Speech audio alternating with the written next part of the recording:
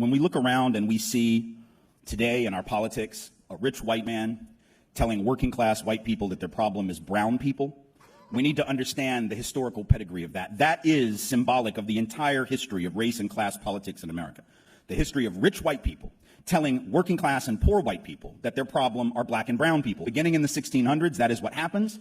Prior to about 1670 or so, there was no such thing as the white race, at least not recognized as such, called as such. That is not what people of European descent were when they were in Europe.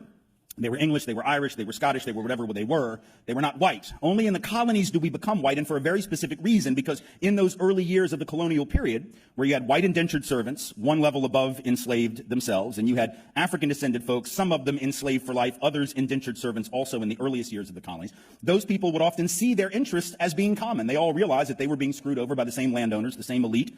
They fomented various rebellions, like Bacon's Rebellion in Virginia, others as well. And as a result, the elite in the colonies realized that they had to figure out a way to get the other folks from Europe on their teams. They created this mentality that said, you're now a member of the white race, you're on our team, you're wearing our uniform. Now you're at the end of the bench, you may not get in the game, but you're on our team, you see. So then they start putting white folks, now called, on the slave patrols, right? Didn't really give them any land or any real power except the power to control people of color, which is why folks of color say, and they are right, that modern policing traces to the system of slave patrols and slavery, and we have to be clear on that because that's the history. Right? Whiteness was created to divide and conquer, to create the notion that even though you might not have much, at least you're not black, at least you're not indigenous, at least you're not Mexican, at least you're not Chinese working on the railroads to build the transcontinental economy. You may not have much, but at least you have, as W.E.B. Du Bois said, the psychological wage of whiteness.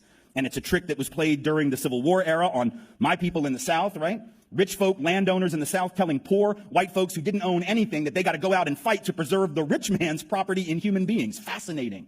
Why would you do that? Why would I go fight for your property?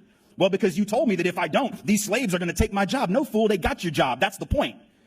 If you got to charge $1 a day and you can make them work for free because you own them, guess who got the gig, Jack? Not you. In fact, the system of enslavement was in the long run against the class interest of working class white folks, but they got suckered. Same thing happened in the union movement. You had white labor union folks who didn't want black and brown bodies in their union because it would reduce the professionalism of the craft. No, fool, it'll double the size of your union. And then when you go out on strike, they can't replace your happy ass with the brown folk that you didn't want next to you in the first place. Because when they do replace you with them, then you will blame them, not the elite. See how that works? It's a trick. And it has worked for hundreds of years. It is working on some folk right now. And it is our job to resist that with every fiber of our being.